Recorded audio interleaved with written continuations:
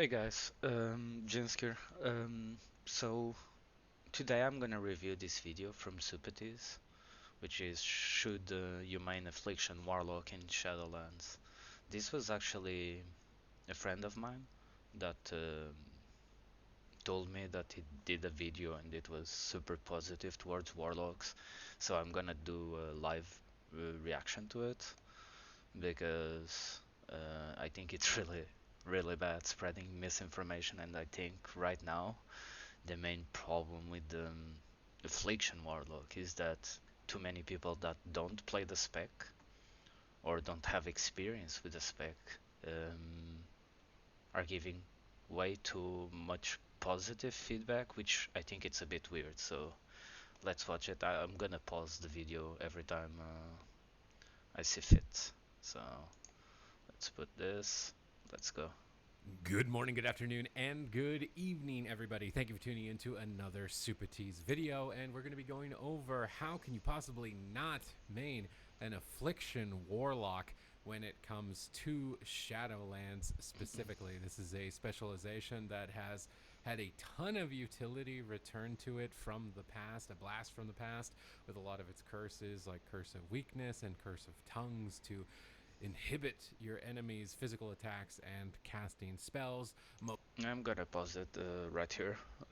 While this is true, Affliction had some curses come back to the game. The problem right now in PvP, and by the way, this is a PvP video, the problem in PvP is that you don't have the GCDs to apply the curses. Obviously, it will get better with the Corruption Legendary this week, which just makes you not have to Curse of Exhaustion someone, which is really good. But you don't really have the globals to, for example, double Curse of Tongues. If you face a Wizard Cleave, you can't put Curse of Tongues on everyone, because by the time that you apply it on your on one of the targets, and or by the time you apply it to all three targets, the first Curse of Tongues will be running out. So yeah, you don't really have the GCDs to do damage and apply the curses. But let's keep watching. Mobility returning baseline with Demonic Circle, and the integration of Malefic Rapture as a Soul Shard spender, providing you a ton of single target and AoE damage from all of your targets that are currently dotted. I have to say, personally, I've played Affliction Warlock on and off throughout expansions, and this iteration of it I have been enjoying quite a lot, whether it be PvE or PvP. It's just This shows one thing. This shows that he hasn't played that much Affliction Warlock in Shadowlands or Shadowlands Beta, which is normal because he's creating content for all these different classes. Well, Affliction is gonna be really good in Mythic Plus, and this is the only PV I'm gonna talk about in Mythic, in high key Mythic Plus, like plus 20s, because in fortified weeks, because you will have time for the ramp up. In lower keys like Mythic plus 10, Mythic plus 15, you just won't have as much damage because the mobs just straight away die to all the other classes that have front load damage, like Windwalkers for example, or even Boomies. So yeah, and in Arena, Malefic Rapture is a huge problem right now because it's really hard to balance it. If you get targeted, you don't do as much damage as you're supposed to do, and if you don't get target, you can actually do 5k DPS. And I've done that on some of the scrims against bad players. And this is a real problem because at higher ratings, you will have Affliction Warlocks doing almost no damage because Rapid Contagion ain't good enough. Dots still hit for nothing while we are not in the Rapid Contagion window, if you want to call that. And yeah, it's gonna be insane in low ratings where people don't kick, for example, because you're just gonna spam Malefic Rapture with dots up.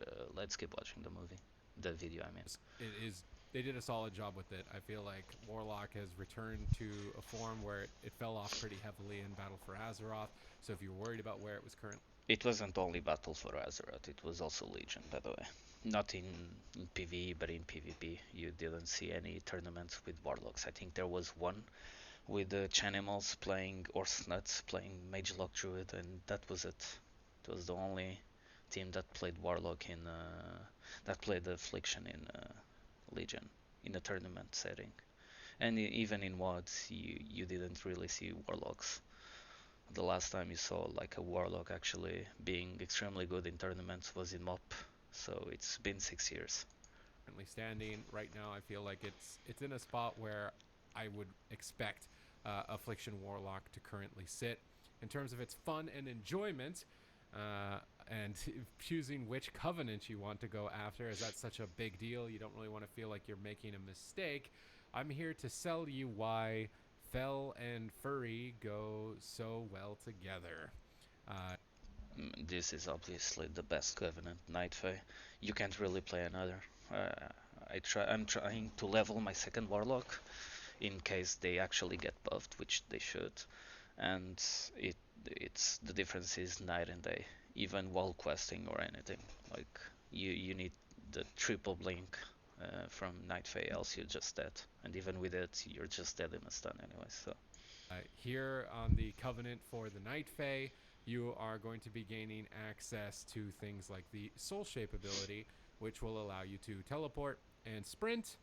And as a decrepit Gul'dan fanboy, you may love this ability because being able to run really fast and blink is something that Warlock has never had. So you can experiment around with this. It is a lot of fun. You can get different transmogs and different animals as well if you want to be not just a Vulpin, and there's a lot available. You will also gain access to Soul Rot, which is a 1.4 second cast, 1 minute cooldown. You wither away all life force of your current target and up to 3 additional nearby ones, causing your primary target to suffer massive nature damage, 2,638, and secondary targets to suffer 1,319 nature damage over 8 seconds. Additionally, for the next 8 seconds, if you cast Drain Life, you will also cast Drain Life from enemies affected by your Soul Rot. So an AoE Drain Life, a massive suck down effect. This is going to be amazing. It's doing a lot of damage at the moment. And between all of the Covenants in PvE, the damage differential. when people say a lot of damage, do they compare it to, for example, Boomies doing 12k surges instantly? This is not doing that much damage. Like, sure, if you get a triple soul rot and people are not focusing you for some strange reason against a melee cleave or something, yeah, you do a lot of damage. But if you compare it to, for example, a Shadow Priest or a Boomy, yeah, it's not doing that much damage. I don't get why people say it's doing a lot of damage when you need to compare it to other classes and other specs, and 12k star surges or 8k star surges are actually a thing. So, uh, yeah, it's not doing that much damage. Is very, very, very minor. So if you're picking this for PvE performance, unless you are quite literally a world first raider who is possibly having 4 warlocks anyways, or an MDI competitor, I would rather select my covenants based on what I find most enjoyable and fun. This is true. The difference is very minor to Necrolord, which is the best one. So I would always say just pick the better one for PvP, because in PvE, unless you're a mythic raider, it doesn't really matter. And the Vulpin as a warlock is something that's amazing. Soul Rot is also nature, so if you're interrupted, you'll be able to still cast your Shadow School, or vice versa. If you're interrupted on Shadow, you'll be able to cast Soul Rot, so that's an additional effect where Afflict. Well, this is true. You have it on a 1 minute cooldown, so yeah, it's the only spell. This and the blink, the flicker ability. It's the only spells that you can cast while interrupted. While other classes like Boomies, Shadow Priest can still cast other stuff. Like Shadow Priest can still excuse me. Shadow Priest can still dispel, can still put the shield, can still use Leap of Fate. Boomies can cast almost normally if they get kicked on one school. So it's saying, oh, this is amazing because you have another school of magic. It's not entirely true because it's a 1 minute cooldown. So, eh. But yeah, it's true, I guess. Affliction warlocks, if they were interrupted, they couldn't do anything, so you get the additional benefit We still can't. It's a 1 minute cooldown. We still can't. of that. Not to mention the Soulbinds, which are actually all three of them are super competitive and have some interesting builds. So the conduits are now another kind of confusing system, and I just wanted to simplify it, right? What are the conduits that I would go after? What are the eye candy conduits that stand out to me, that I want to go after, that are going to make the game more fun and make me do more damage, right? Because that's what it all comes down to. So you've got three Soulbind choices. The first one you unlock is Nia. You're going to be getting Grove Invigoration, and this is just healing and dealing damage, will grant you increased maximum health, really good for your percent health absorption effects, and also Mastery, so your dots do more damage. You really can't go wrong. You get that right away. The next conduit that you are going to basically have to go after is Rolling Agony. This is the duration of agony increased by 4. Just gonna say I'm seeing the conduits. All the conduits are the correct ones. You want all of these 4 conduits. seconds. You need this. This is what smooths out Affliction Warlock. It gives you a ton of global cooldown, so you can. It's 2 global cooldowns with a 145 conduit. Yeah, it's not that many. It just increases by 4 seconds, which is around 2.5 maybe globals. It's not that much, but at higher ranks it actually improves. This is true. Can get more dots out in less time. This is very important if you want to make sure that you're maximizing your damage and able to maybe even look for some fears, which when we get down to the next one, other than this little minor benefit, 5% maximum health every 3 seconds in Vulpin form, you can turn your fear into a stun. They have been. No, you can't. Okay, right now fear without any conduit breaks to 1 dot crit or 2 dot ticks. It's around that. Um, this doesn't make it into a stun. Yeah, it just doesn't. If you have a target fully dotted, it will instantly break even with this one. I tested this on beta, and this is still the better one. Just so you can have UA on the target, at least for 5 seconds. This is the better conduit. At higher ranks, it gets to a spot where it's actually usable, but it's not a standstill. It's not old affliction in Wrath of the Lich King where you keep fearing people to kill them. Making changes to where fear can withstand more damage, and there are conduits that will make your fear withstand even further damage. So if you want to just spam fear mobs or spam fear players while they're fully dotted. And let's not forget one thing: fear is the spell that has the most breaks. It has the warrior rage, and it has the undead forsaken.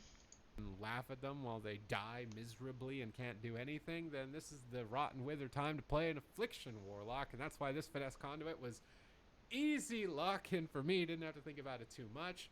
Next one is endurance. This is defense. Drain life heals for 44% of the amount drained over 9.4 seconds.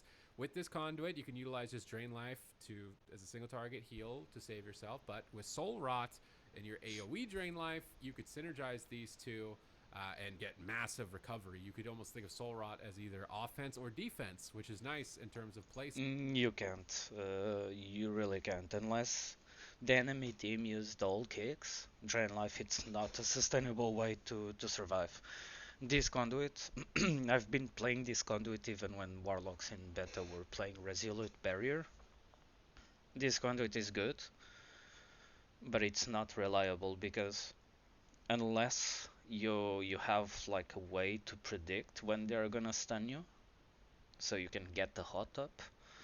First, the hot is not that strong. Drain life doesn't heal for that much, but this is easily countered. You just stun the target and you kill him. It's not this hot that is gonna save you, anyways. Style if you want to have more choice, right? And finally, in the last potency conduit slot, I've decided to go for a focused move. This one is OP. This one is really extremely strong. Right now, I'm not playing with it still. I don't have it yet, but this is gonna be the main problem with Warlock, with the damage, because if you have triple UAs and you start Malefic Rapture, this is just insane damage. We are gonna get nerfed because of this conduit alone. Malignancy. I actually said that right. I'm happy. I'm happy with myself. Malefic Rapture deals 15% increased damage to targets suffering from unstable affliction. And again, Malefic Rapture is that new soul shard spender that's going to be doing massive damage. So buffing the Malefic Rapture damage. If you're free casting, you are absolutely going to shred. And then as a bonus, you'll get Nia's Tools Poison, If you're free casting. which whenever you interrupt, you apply an additional dot. More dots. More dots. Now, what's interesting about the Soulbinds for Night Fae, and why, surprisingly, it goes so well with a Warlock for some reason, if you go after Dreamweaver, which won't be unlocked for some time on live, and I can't show you, but you'll be getting a cheat death effect, which is something Warlocks really never had aside from Soul Stones. So you get a Soul Stone. This works in all content, so nice additional benefit there. Don't go for this. Of all the three, it's the worst one. Uh, Nia and the other dude, this one, are the better ones. Turn into a seed when you die, just like with the Night Fae, and you'll resurrect if the seed doesn't die. Additionally, you will be getting things like when you root, stun, or incapacitate, you will be reducing movement speed by 90%. More importantly, towards the final tier, You can see it doesn't play that much Warlock because you don't have that kind of effects. The only effect you have is Shadow Fury, so it's kind of useless. This is why it just doesn't work with Afflay. You don't have a fear on the effects, so it's kind of useless. Soul Rot puts flowers at your feet for 10 seconds. That increases your haste by 12%. So you can get massive haste. No, you can't because you're an affliction warlock, and if you stay in the same place for 10 seconds, you're dead. So another reason why this is so bad. Cheat death effect. So if you knew a team was going to focus fire you, you could go after this, squeeze in that Soul Rot, get some massive extra burst, get the cheat death benefit. There's a lot more playstyle differences between these soul binds, which is what makes Night Fae so much more creative. Nia's just pretty straightforward. It's going to be giving you more damage. If you're good at landing interrupts, you'll get even more. Dreamweaver focuses on defense, but additionally grants you a ton of haste as well. And then Korain is going to focus. This is the best one. This is the one that everyone should go after once it's unlocked. More on providing you damage at targets above 75% health, which is really good as a warlock. Every trash pull, you're doing massive damage for the first 25% of each mob's health. I wouldn't call massive damage. We don't have front load damage. And this is terrible in Mythic Plus, by the way. By the time you have dots, targets will be below 75% damage. So it's useless for a PvE. And you get healing, so your drain life is going to heal you more when you're below 35% health. So you actually get to double dip into both effects.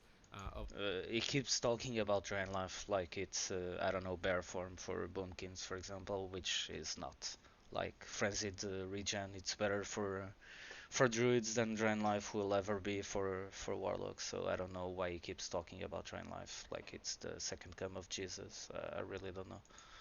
Of the wild hunt specifically with Korain, and then towards the final tier you have a little bit of a choice to go left or right. You can go left and get potency for more damage. You go left. You go this one, reducing the damage by 3% whenever you're facing the enemy.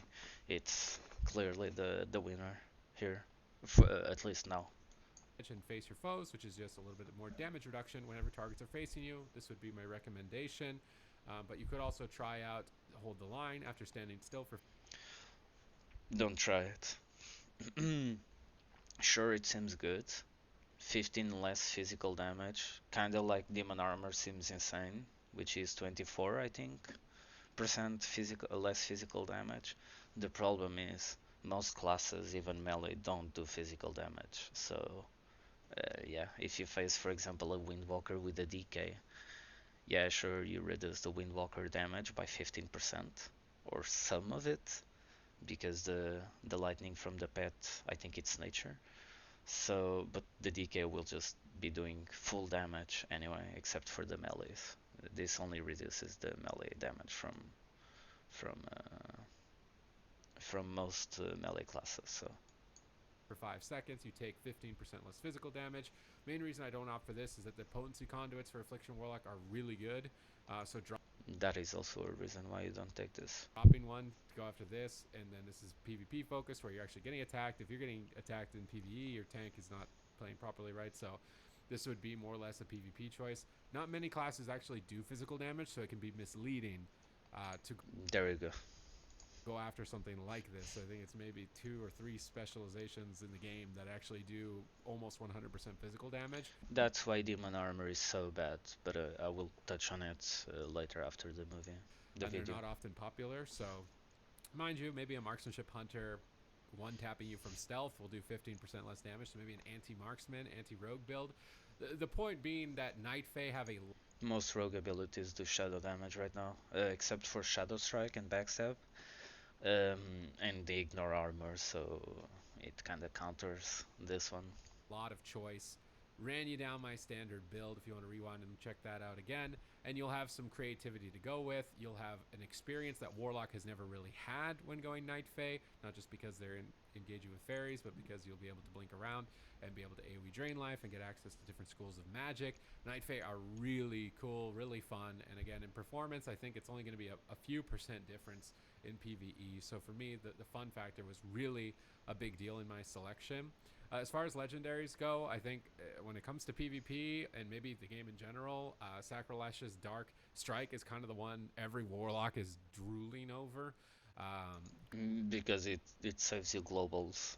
It's pretty simple. You don't have to apply Curse of Exhaustion with this legendary. It's not even as much for the 15% damage increase on corruption. It's also good, obviously, but it just saves you globals, man. We are the most global starved in PvP, at least from what I played. We don't have enough globals, so obviously this is not even. Yeah, it's the best legendary by far. Corruption damage is increased by 15%, and any target affected by corruption also has their movement speed reduced by 50%. Can't go wrong. More dot damage, and then you can spend less time using things like Curse of Exhaustion because your corruption does damage There you go. and slows the target. So this one in particular was catching my eye. By the way, there are better legendaries, right, in the game, like Windwalker being able to use Tiger Palm to charge to the enemy.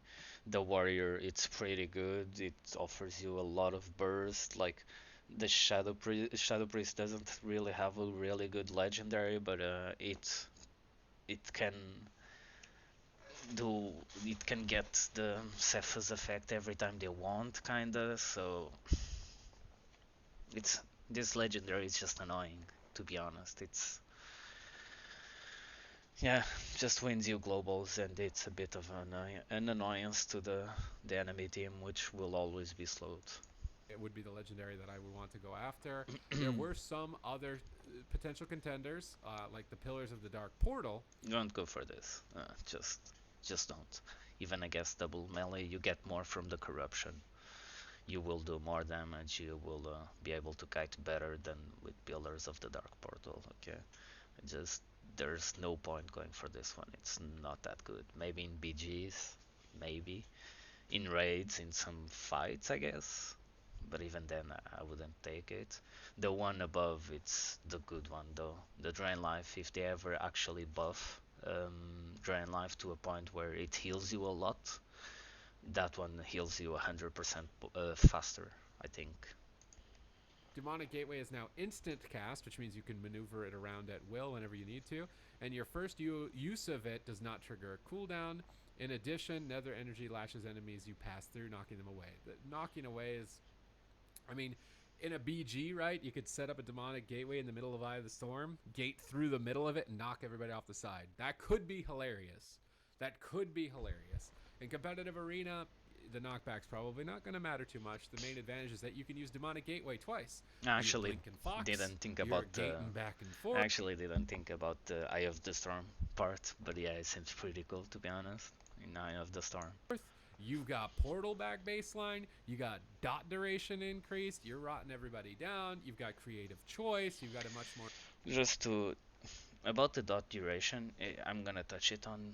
I'm gonna touch on it later, but even with this conduit and with the second rank to unstable affliction, dot duration is still below what's in classic TBC, Wrath of the Lich King, Cataclysm. Just so you guys know. more engaging rotation, as opposed to just spamming that stacking UA. I mean, Affliction Warlock's in such a good place when it comes to Shadowlands that I mean, I feel like I have to It's really not. It's really not. Maybe in raid fights, but outside of raid fights, it's really not in a good place. play it, and I want to play so many things. It's so hard to decide. Maybe so. I'm hoping that I'm selling you here on the Affliction Warlock. If you're trying to make a choice for it, and you're worried at all with how it's looking in the game, I think in the whole encompassing factor at PvE PvP, it is a lot of fun. A lot of the stuff returned to it, and some of the new stuff integrated into it has worked out very well. And I'm excited to see Affliction Warlock play. Malefic Rapture needs to go, and it didn't work out well. Dark Lair, it's another issue, and I will touch on more Play later. out for Shadowlands. Thank you very much for watching the video. If you enjoyed it, please leave it with a thumbs up. Comment down below with your thoughts about Affliction Warlock and some other classes that you're looking. Okay, it's not as bad as I would think of. But let's talk about Affliction just a little bit. I touched on it on the forums. I touched on it on Twitter. There's legit no reason. I have this open. This was one of my queue sessions, and as you can see, I didn't lose a single game, or two of my queue sessions actually. I didn't lose a single game. Like I think I lost one, yeah, against Rogue Hunter, of course, sub Rogue Hunter. But this doesn't mean that my spec is insanely good. By the way, this is what I want to say. People and Shadowlands, there's something really weird happening, which is people are super hyped about Affliction, but they don't play the spec. And the spec has many issues, even for whoever plays the spec every day like I do. Okay, the last queue session was worse. There you go. Why? Because the legendary started to be a thing. So you have classes like rogues, like RMPs, that actually now just kill you straight away. I showed the skirms because this is not a representation of what's gonna happen. Okay, it's really not, because we are facing 1.5k players. I don't know, a lot of below 2k players, and then we face the odd rank 1 teams, gladiator teams. Like in some cases it doesn't matter. Against sub rogue Hunter, where we lost somewhere here, I don't know, where we lost a game, this one, they were 2k by the way. They just stun and one shot straight away. True karma. Okay, what's the problem with Afflictions? Which wasn't touched. And by the way, no shot to Supatease. If he thinks it's fun, sure, but I wouldn't trade my Boomy for an Affliction Warlock. The problem right now, I mean kind of a PvE spec, is Nightfall does no damage. A Shadow Bolt, it's a dot stick. It does just no damage at all. This is a dead talent in every form of content, which is kind of weird because this should be the PvP go-to talent, because it's an instant, it gives you Shadow's Embrace, it should be amazing, but it's just terrible. It's not even worth casting it.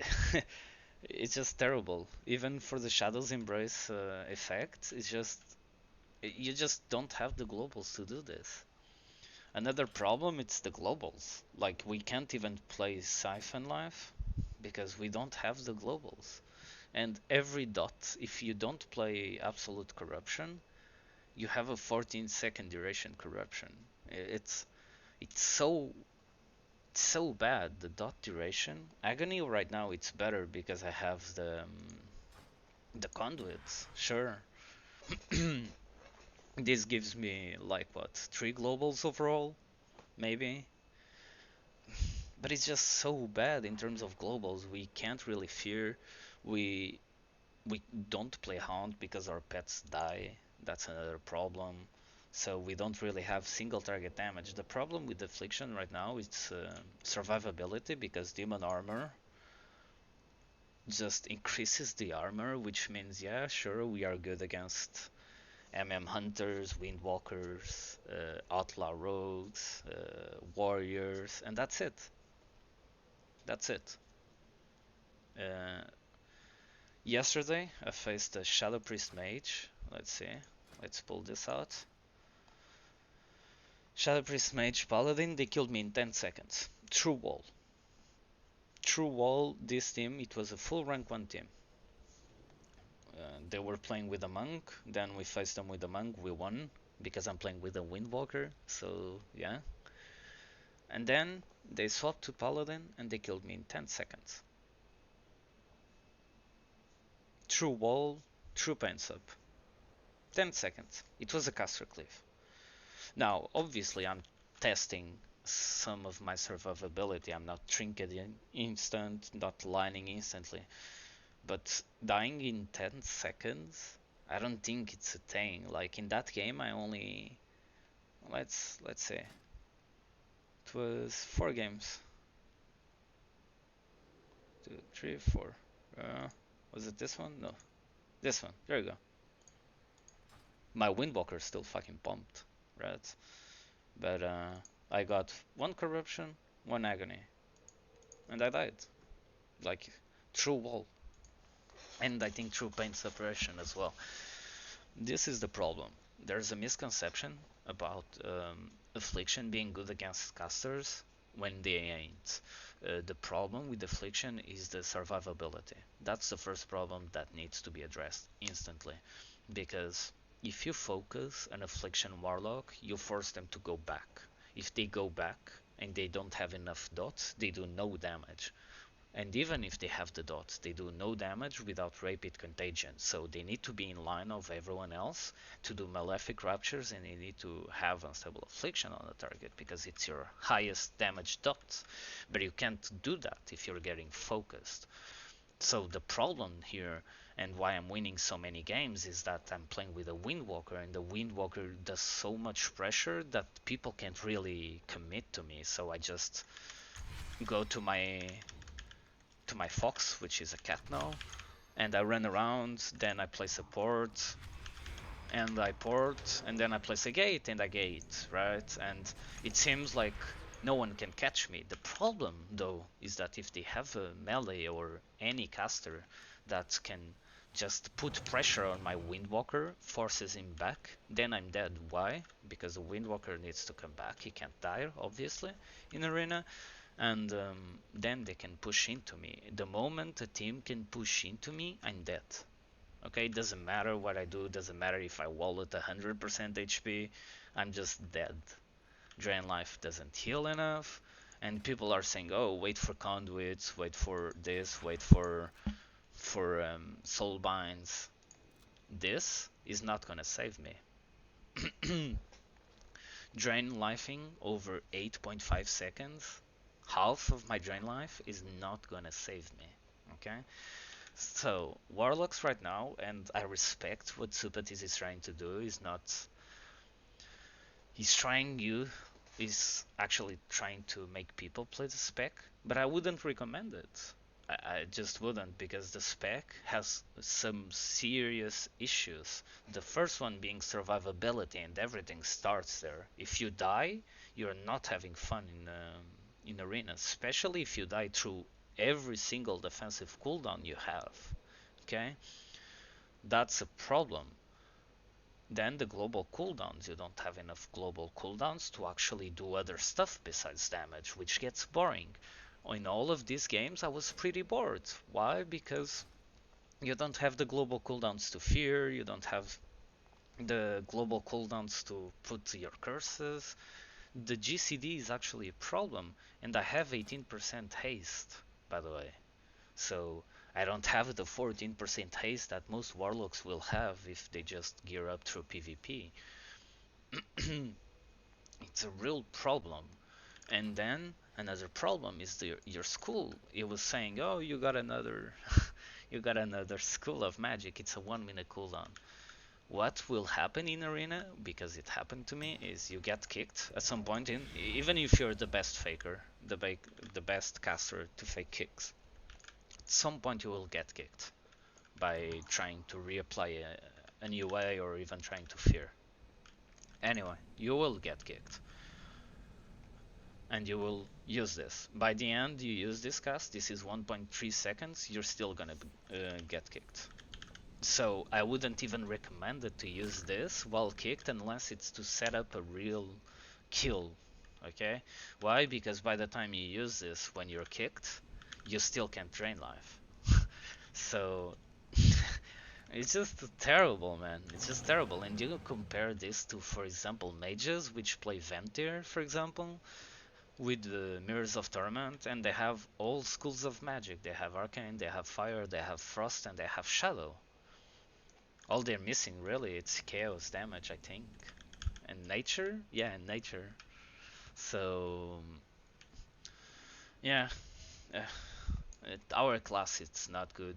Don't play it unless you have friends you can play with. Don't go into looking for group with this spec.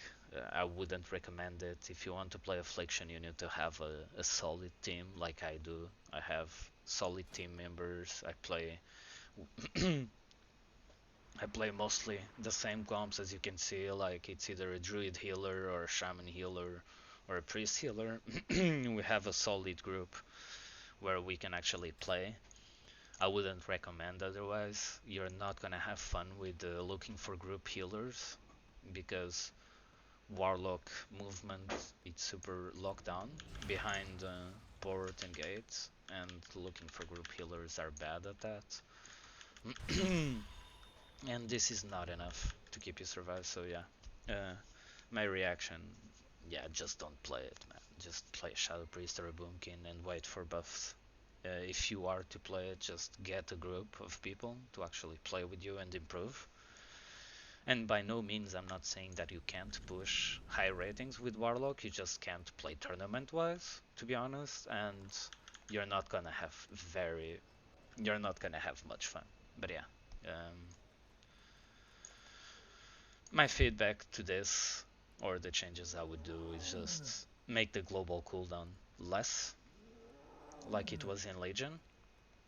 Demon armor should be percent damage decrease, so kinda like focused will for Shadow Priests. 20% would be a good number, and should have a healing taken like it used to. So you get increased healing. Dot damage should be buffed. Rapid contagion slightly nerfed with the dot damage increase. And Nightfall needs a huge buff, like Shadow Bolt is hitting for a dot tick. It should do at minimum 2k damage with Nightfall. A proc should do 2k damage at least. At least. You have rogues eviscerating for 3k, so I don't see a problem with this. But yeah, uh, don't really play Affliction. Don't do that to yourself. And if you have to, good luck. It's all I can say. Peace.